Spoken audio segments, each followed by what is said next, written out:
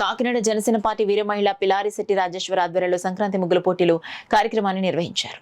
మహిళలు వేసిన ముగ్గులను MLC Kari Padmasri, civil supplies corporation director Kadali Eswari, super Bazar chairman ప్రసంగి ఆదినారాయణ, మచ్చ గంగాధర్, దుగ్గన బాబ్జీలు పరిశీలించారు. ఈ సందర్భంగా అతిథులు భోగిమంటను వెలిగించారు. అనంతరం మహిళలంతా కోలాట నృత్యాలు చేశారు. పోటీలో పాల్గొన్న విజేతలకు అతిథులు బహుమతులు అందించారు. ఈ సందర్భంగా కరి పద్మశ్రీ, కడలి ఈశ్వరిలు, పిలారిశెట్టి రాజేశ్వరి చేస్తున్న సేవలు కొనియాడారు. కార్యక్రమంలో జనసేన నాయకులు సురేష్, బండి సుజాత, బట్టు లీలా, పలువురు నగర ప్రముఖులు, మహిళలు పాల్గొన్నారు. భారతదేశం ఒక సాంప్రదాయాలను గౌరవిస్తూ ప్రతి పండుగ హిందువులు జరుపుకునే ప్రతి పండుగ కూడా ప్రతి ఇంట్లోని కూడా జరగాలనే ముఖ్య ఉద్దేశం ఇది. మరి ముఖ్యమంత్రి గారు అలాగే డిప్యూటీ సీఎం గారు పిలుపు మేరకు ప్రతి వార్డులో కూడా కూటమి ప్రజలందరూ కూడా భోగి మరియు సంక్రాంతి పండుగలు జరుపుకోవడం జరుగుతున్నది. సో అందరూ కూడా పట్టణ ప్రజలందరూ కూడా చక్కగా అందంగా, ఆనందంగా, ఆరోగ్యంగా ఉండాలని కోరుకుంటూ, అలాగే ఇలాంటి కార్యక్రమాలు ప్రతి ఇంట్లోనే జరగాలని కోరుకుంటూ ఈ కార్యక్రమానికి విచ్చేసిన సూపర్ బజార్ చైర్మన్ ప్రసంగి ఆదినారాయణ గారికి, అలాగే సివిల్ సప్లైస్ డైరెక్టర్ ఈశ్వరి గారికి, అలాగే వార్డ్ యాక్టివ్ మెంబర్ జనసేన అధికార ప్రతినిధి పిలారిశెట్టి రాజేశ్వరి గారికి, అలాగే స్వాతి గారికి, అలాగే లీలా జయలక్ష్మి గారికి,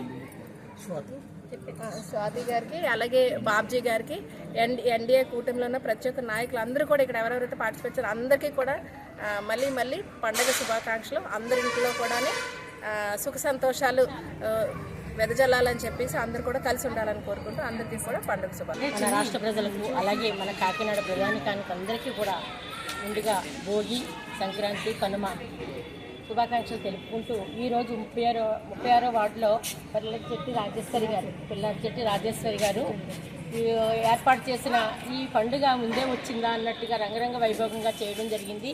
అలాగే అన్ని భోగిమంట దగ్గర నుంచి, గంగిరెతుల దగ్గర నుంచి అన్నీ కూడా ట్రెడిషనల్గా అన్నీ చేశారు. పోరాటం దగ్గర నుంచి అన్నీని అదే రకంగా అందరూ చేసుకోవాలని, ఈ పండుగ అంటే మనం సనాతన ధర్మం అని చెప్పుకుంటాం కాబట్టి మనం ఈ పండుగలు కూడా ఎక్కడ మర్చిపోకుండా ప్రతి ఇంట్లోని కూడా ఇలా జరుపుకుంటూ ముందుకు వెళ్ళాలని చెప్పేసి, అలాగే పండుగ వచ్చింది అంటే అంటే అల్లుళ్ళు రావడం ఇవన్నీ కూడా కోనసీమ దగ్గర నుంచి ఇలా మన కాకినాడ, ఇలా గోదావరి జిల్లాలన్నీ కూడా బాగా చేసుకునే పండుగ ఇది.